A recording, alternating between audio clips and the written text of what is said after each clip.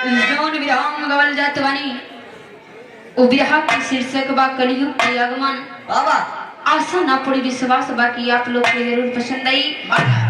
4 line भूमिका में कवि जी संकेत करते हैं।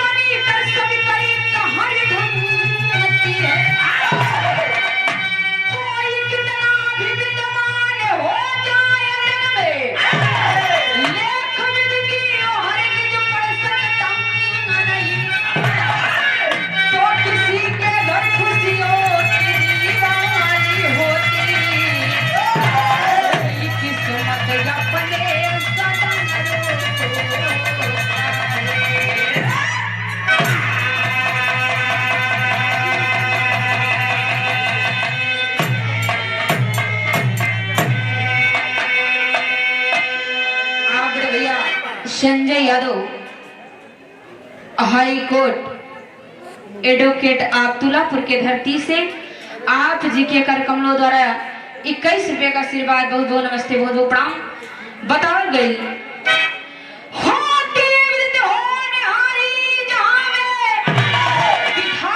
के द्वारा लिखी जाती है राजा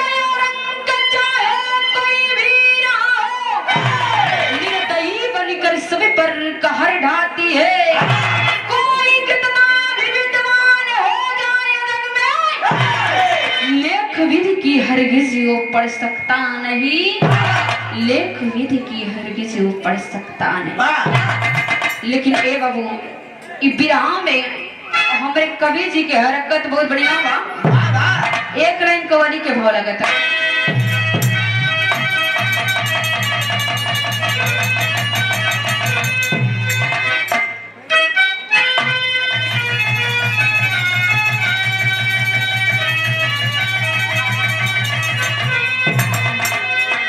अरे मजहब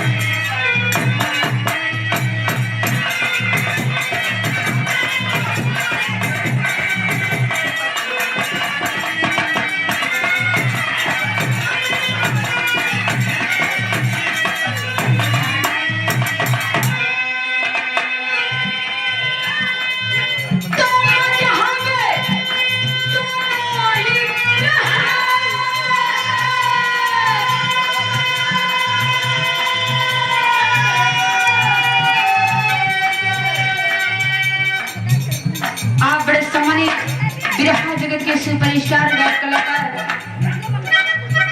राकेश भैया अभयपुर के धरती से आप बहरिया उनके मामा श्री के गर्दन में धरा।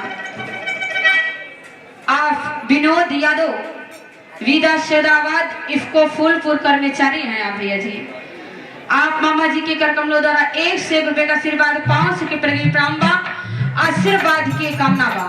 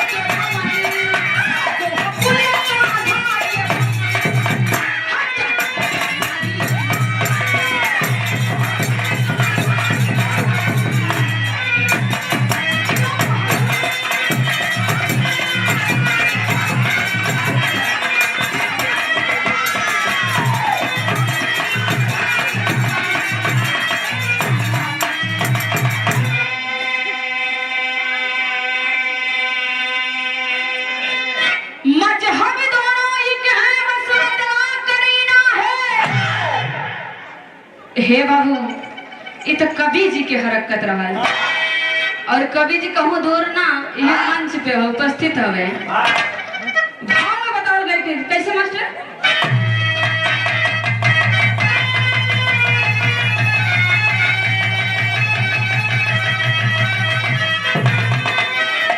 अरे कलयुग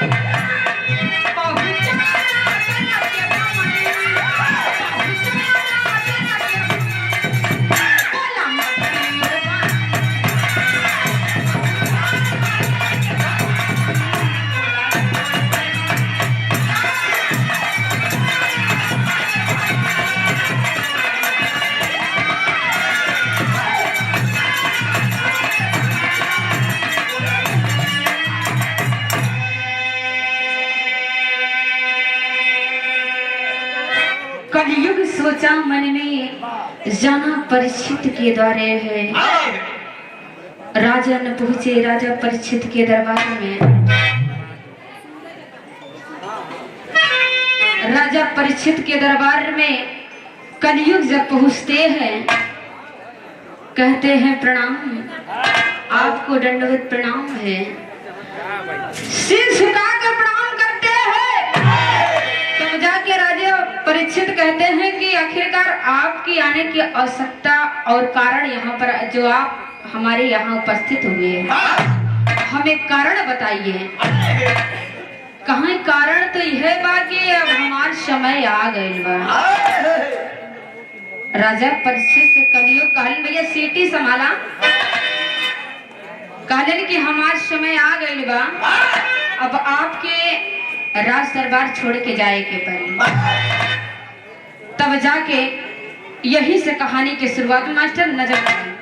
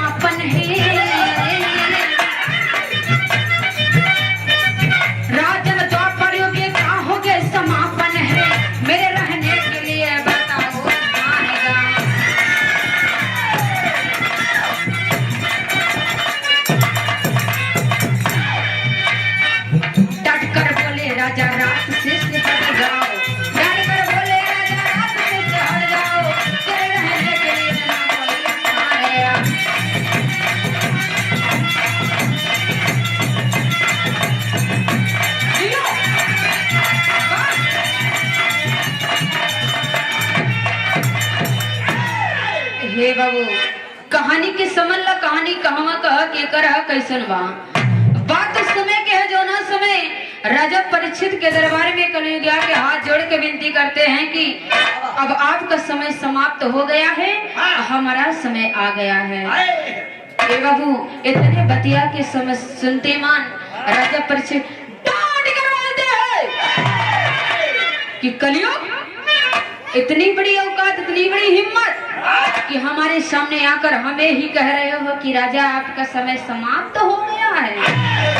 ऐसा कभी नहीं होने वाला है, हमारा समाप्त भी समय समाप्त नहीं हुआ है। हे बाबू डांट कर बोलते हैं, क्रोधित हो जाते हैं, अभ्यास में आ जाते हैं। तब जाके कलियुग कहते हैं कि आप अपन गुस्सा शांत कर लें। लेकिन गुस्सा शांत ना होत का बाबू एक लाइन तरज बा।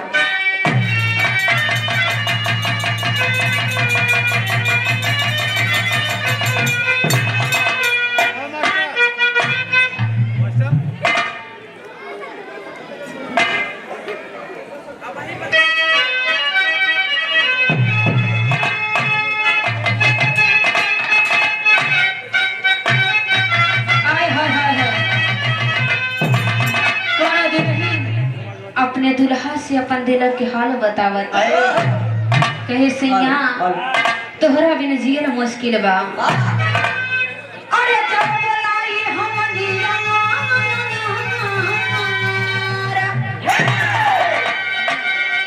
अरे जब बोलाई हमनिया अब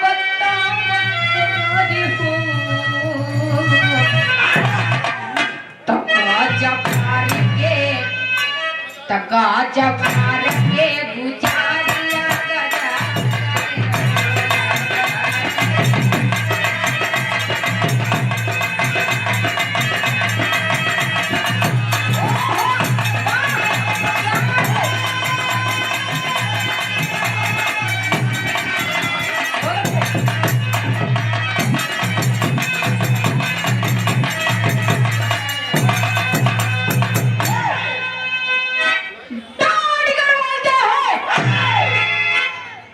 कि कलियुग हमारे रास्ते से हट जाओ, नहीं वरना मैं आपको मार दूंगा। हे बाबू क्रोध में आके अपने धनुआ पे बांध के चढ़ा लेते हैं और दहाड़ते हैं, कहते हैं क्या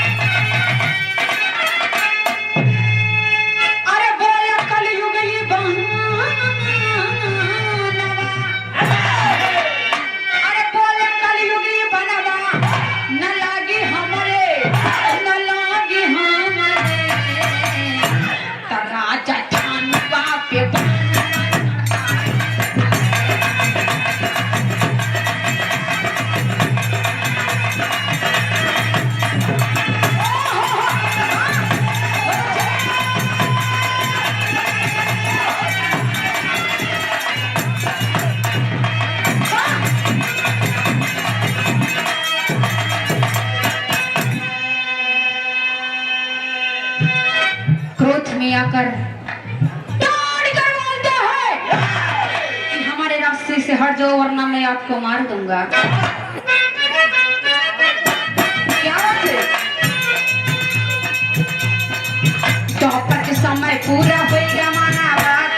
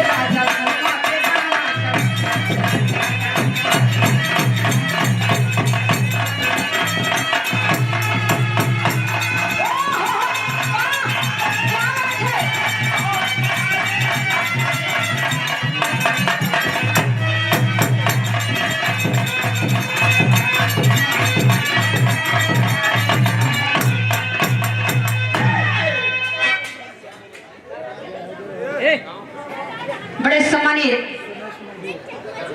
सर्वजीत यादव ग्राम रसुमपुर के धरती से आप जी के कर कमलों द्वारा 21 रुपए का आशीर्वाद बहुत बहुत प्रणाम है, आशीर्वाद की आकांक्षा है।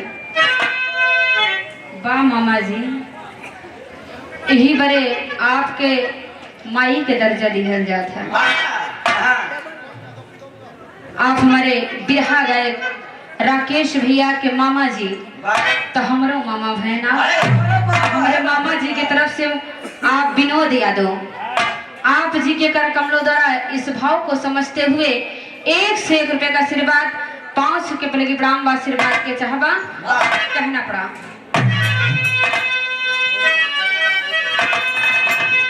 राजा परीक्षित धीरे धीरे अपन क्रोध के शांत कैलन। जब क्रोध शांत भइल बा त होत का मास्टर एक लाइन तरस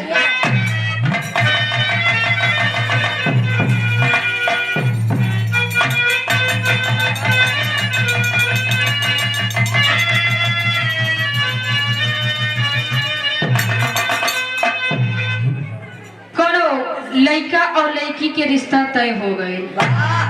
जब लड़का लड़की के रिश्ता तय भइल तो लड़का कहले कि ये हो तहरा के देखे तोहरा से मिले बड़ा दिन हो गए। कहे ना दिया के कुछ आर पार हो सके तगर समय हमरे बिना निकाल ला हूँ, तोहरा के देख ले कामो हो जाए। कहे और मिले बिना बुलावे।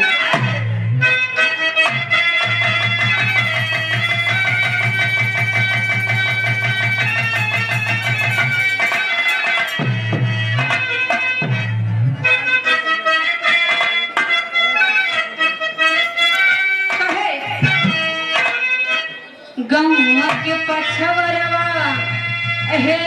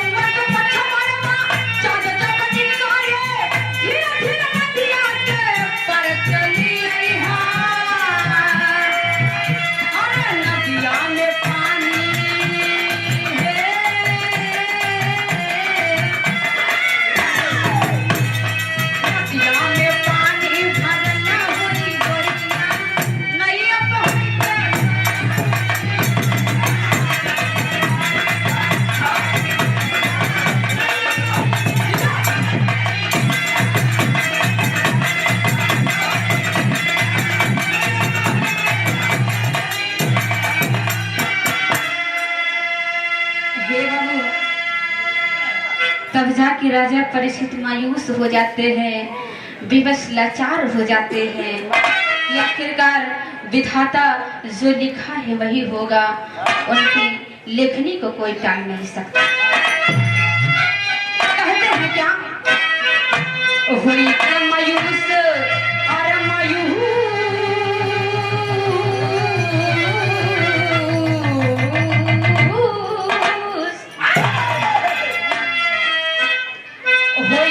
मायूस राजा कलयुग से बोले, होई के मायूस राजा कलयुग से बोले, एक जगह पर निवास जाके करिहा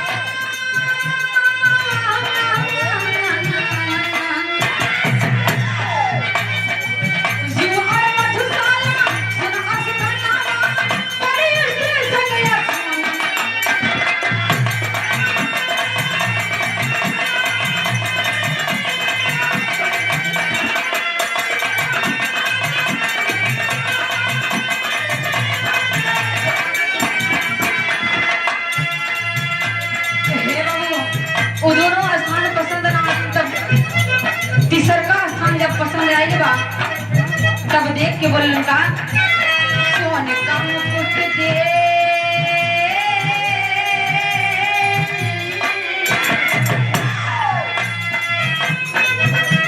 सोने का मुकुट देख कलयुग है बोले उत्तर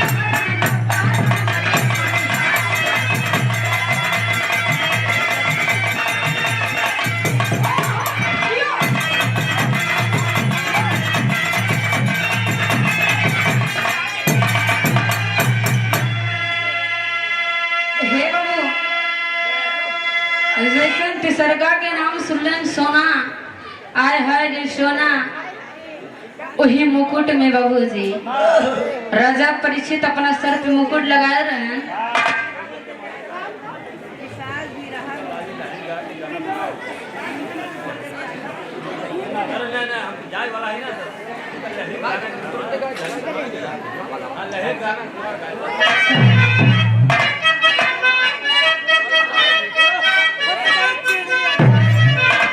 लालजी लहरी गुरुजी गुरुजी तना है लेकिन उनका याद ताजा बा कहाँ उड़त आई आय हाय उड़त आई पढ़ाई दे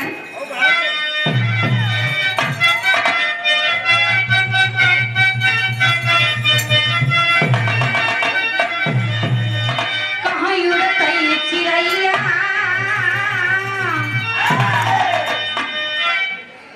उड़तई चिड़ैया कहाँ उड़तई चिड़ैया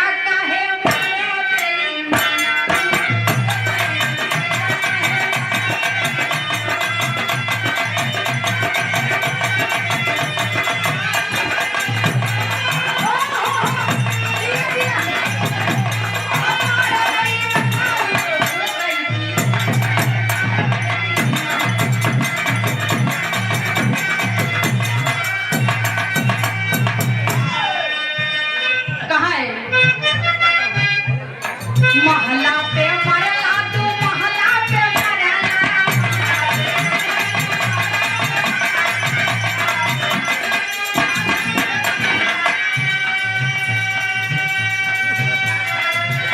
अरे खिड़की के बीच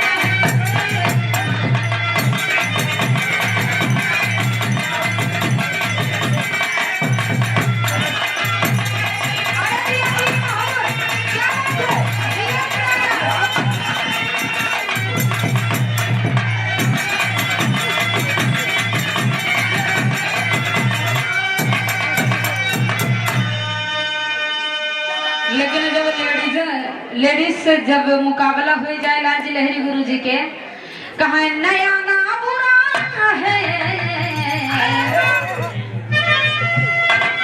अरे नया ना बुरा है न जाना बुरा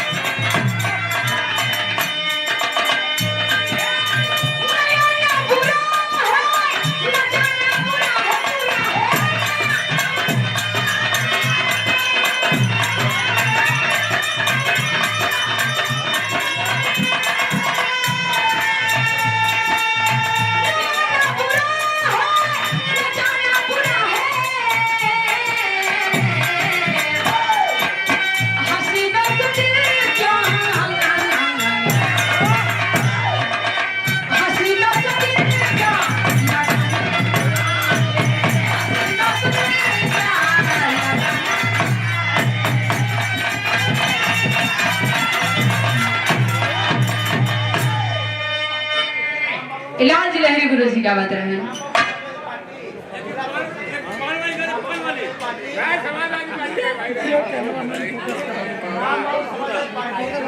बड़े सम्मानित राम बाबू समाजवादी पार्टी तुरापुर के धरती से आप जी के कर कमलों द्वारा 21 रुपए का आशीर्वाद बहुत बहुत नमन बा। 5 के प्रति प्राण बा आशीर्वाद के कांछा बा। लेकिन अब यहाँ पे गौर करेंगे आप लोग। राजा परीक्षित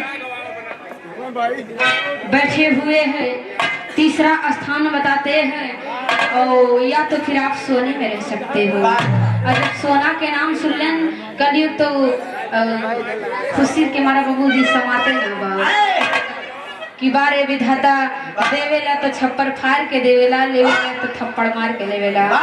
तो महिमा अपरंपार बा।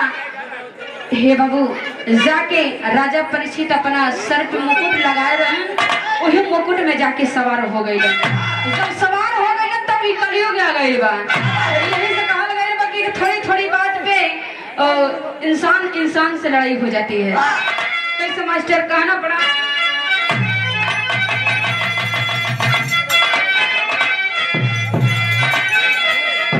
ए बाबू धर्मी राजा लाचार हो गया।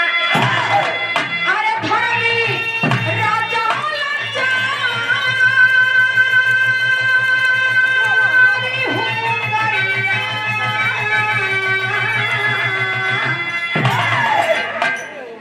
धर्मी राजा लाचार हो गया। तब कलयुग चढ़ा कबारे किया है पहला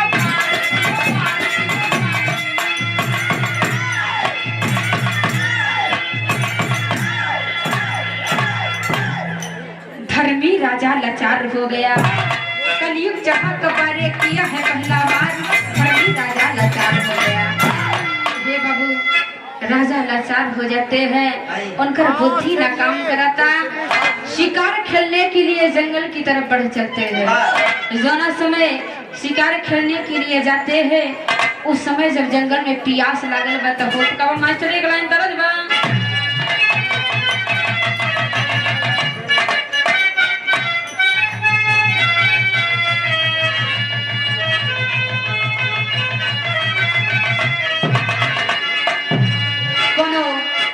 बिटिया रो के अपना बाप से कहे कि बाबू इजन अपना दौरे पे नीम के पेड़ बा, एकरा के ना कटिहा, कहे से ए पे चिड़िया लोग बसेरा करेला। अरे निमिया के डारो जानी कटी है बाबा। अनिमिया के ज़िहनी कटी है बाबा। निमिया चिड़िया के पास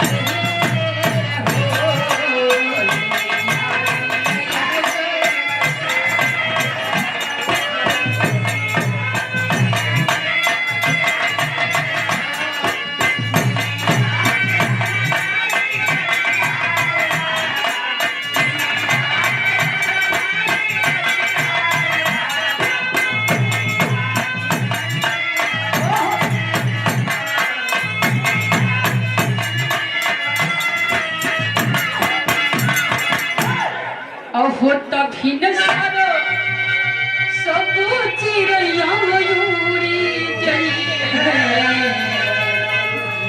बची हसन मिया के डारी हो।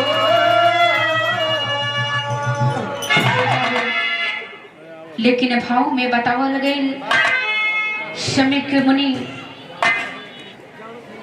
कुटिया में ध्यान लगाकर बैठे हुए थे और राजा परीक्षित शिकार खेलते खेलते बाबूजी उनकी प्यास लग जाता। जब प्यास लगल बा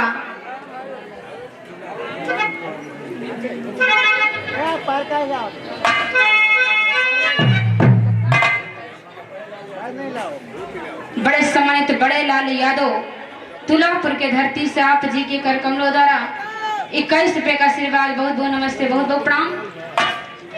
राजा परीक्षित शिकार खेलते खेलते हताश हो जाते हैं और पानी ढूंढने के लिए निकलते हैं। आवाज देता है कि कोई है। जाकर वही कुटी के पास में राजा परीक्षित खड़े हो जाते हैं। मुनि जी ध्यान में लीन है, प्रभु परमात्मा से ध्यान जुड़ा हुआ है। 2-4 बार प्यार से बोलन कि हमरा के अगर 1 लोटा पानी मिल जाए तो हमारा प्यास बुझ जाए, लेकिन ए बाबू आवाज के ना सुनलन, कि मैं आपसे पानी मांग रहा हूँ, आप हमें पानी नहीं दे रहे हो। हे बाबू, कुछ ही दूर पर एक मरा हुआ सर्प बाबूजी फेंका हुआ था, उसी को उठाकर क्रोध में आकर उन शमीक मुनि के गले में डाल देते हैं।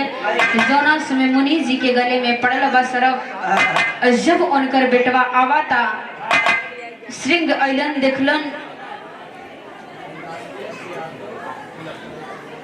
बड़े सम्मानित राकेश यादव तुलापुर के धरती से 101 रुपए का आशीर्वाद, बहुत बहुत नमस्ते, बहुत बहुत प्रणाम।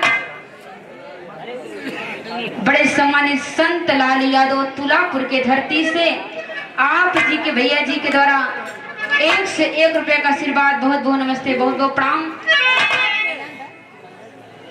जब गले में मरा हुआ सर्प डाल देते हैं, जब मुनि जी की बेटवा अइलन तो उनकरा से बर्दाश्त ना भइल, क्रोध में होके श्राप देते हैं। कैसे मास्टर कहना पड़ा भाव में,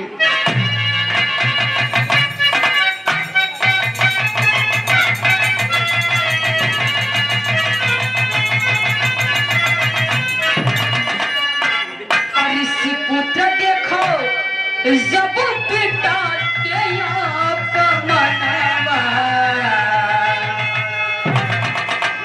ऋषि पुत्र देखो जब पिता के मनवा, क्रोधवा में रहा नहीं जाए।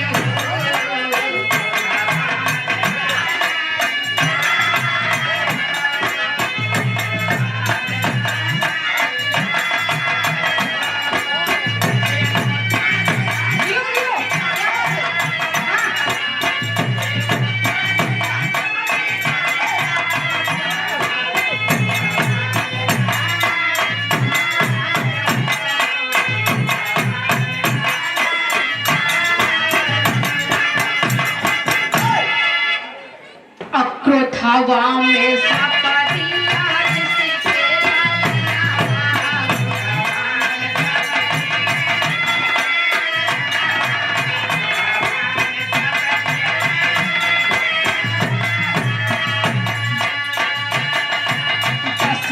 छकना गा छोड़ पाई अपन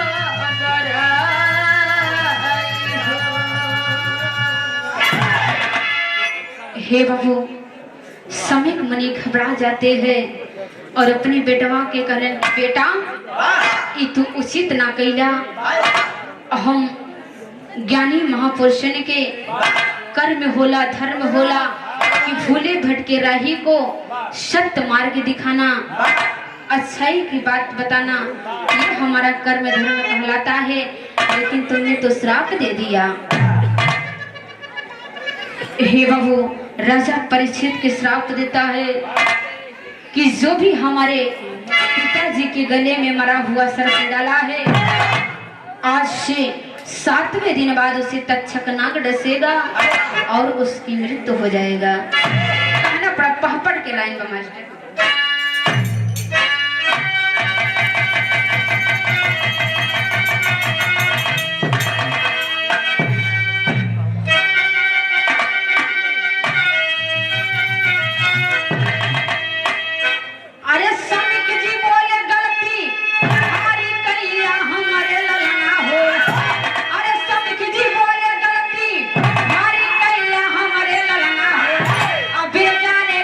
Yeah.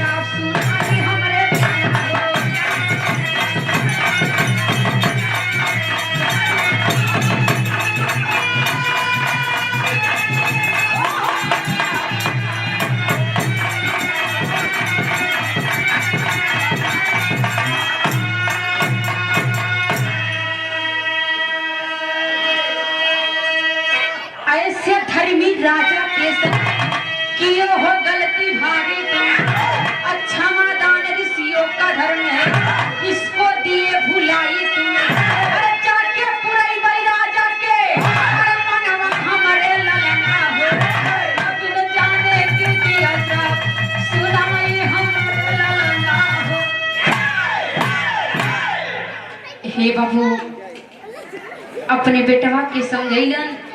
इधर जब अपना राज दरबार में राजा परीक्षित पहुंचलन, अपना मुकुट के उतार के रखलन, तब उन्हें आभास होता कि ओ हो मैंने तो घोर अपराध कर दिया है। मुनि जी के गले में एक मरा हुआ सर्प डाल दिया है, ऐसा हमें नहीं करना चाहिए।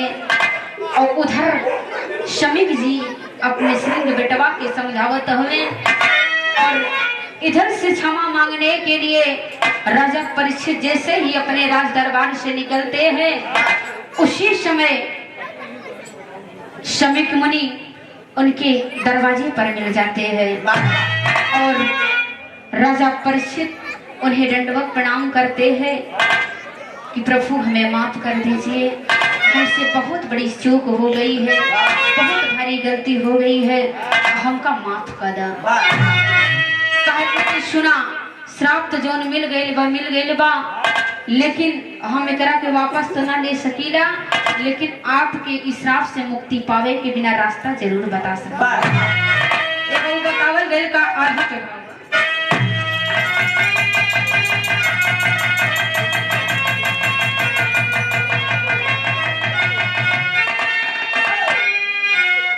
बड़े सामान्य ललित यादव उर्फ पप्पू जिससे भी वाले तुलापुर के धरती से आप भैया जी के द्वारा 51 रुपए का आशीर्वाद, बहुत बहुत नमस्ते, बहुत बहुत प्रणाम।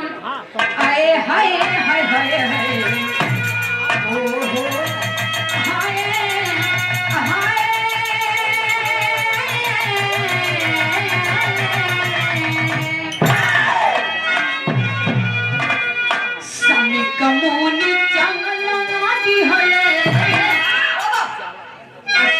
कमोनी चाला दिहल राजा के भवन मातुरते।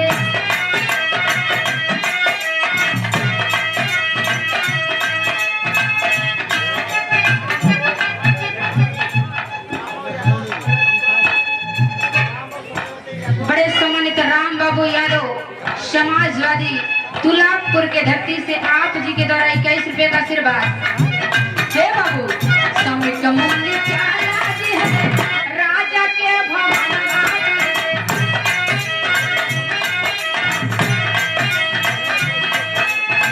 राजा लिहरी श्रीवर के सीना बासिता।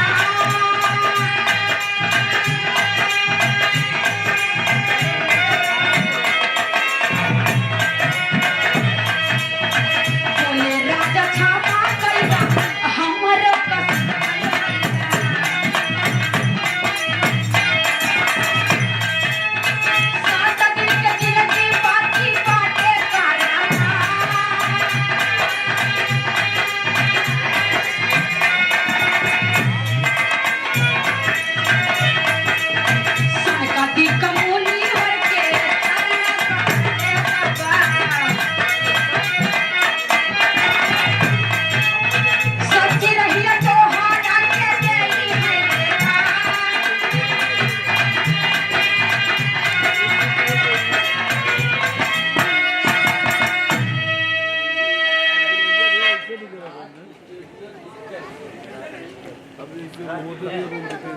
बड़े सम्मानित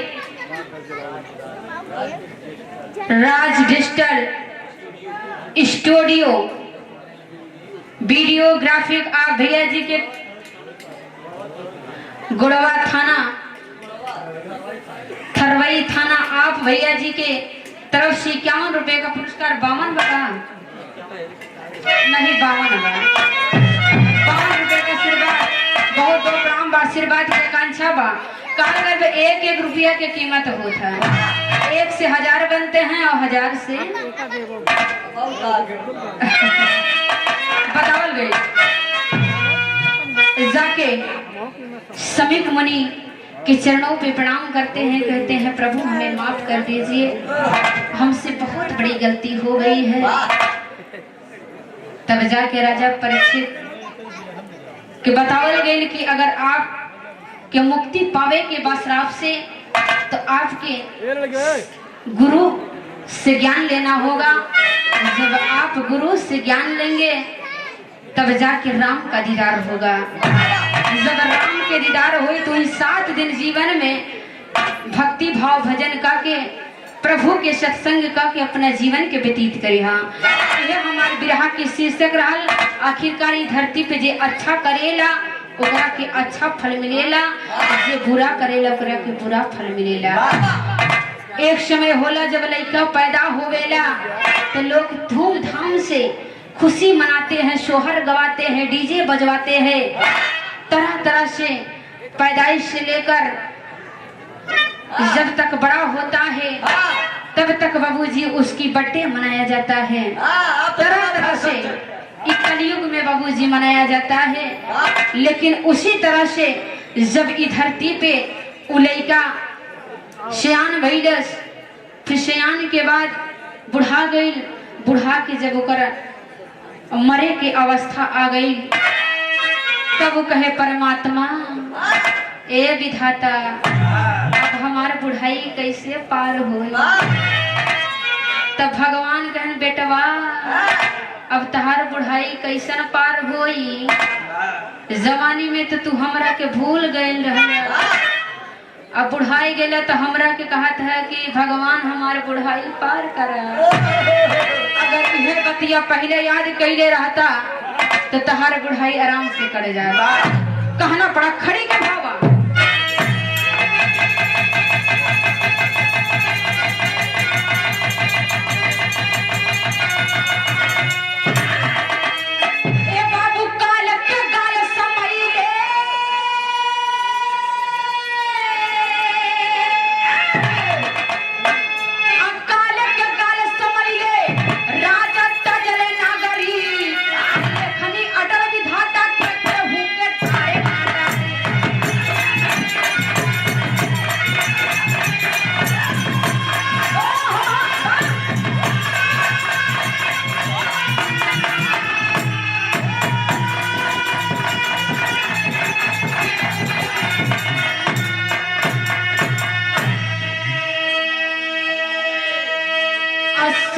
के कारण राजा जीना बाती पाए हो, सतगुर के सारा गाय राजा मुक्ति पाए हो।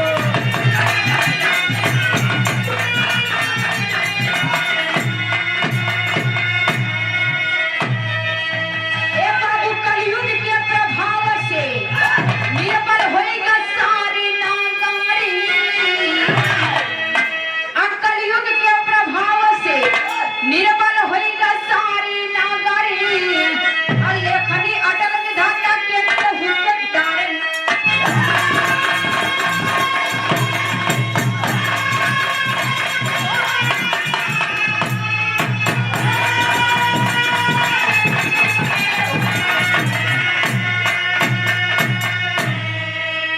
बड़े समरे प्रोपाइटर नीरज सिंह, माननीय श्रीमान गोलू क्रेन सर्विस, आप भैया जी के करतुल्लो द्वारा 51 रुपए का पुरस्कार बहुत बहुत से बहुत बहुत प्रणाम आशीर्वाद की आकांक्षा बा। बतावा नहीं है बाबू कि आखिरकारी धरती पे जैसे बोवेला वैसन काटेला, ओमे बाद में भगवान के कसूर निकाले तो उससे बड़ा मूर्ख केहू न हो। स्वर्ग में आसन लाए गुरु मन्नी लाल पन्ना,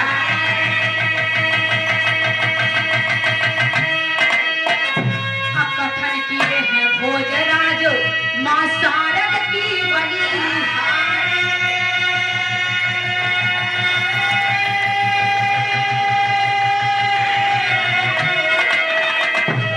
ए बाबू धर्मी राजा लाचार हो गया, ए भैया धर्मी राजा लाचार हो गया।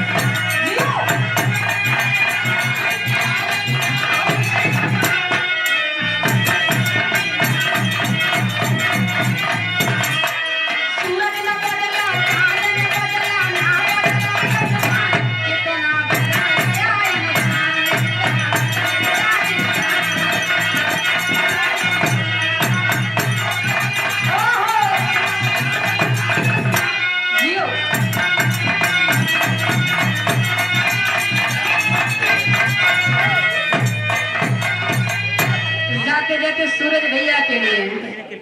अरे साथिया नहीं जाना,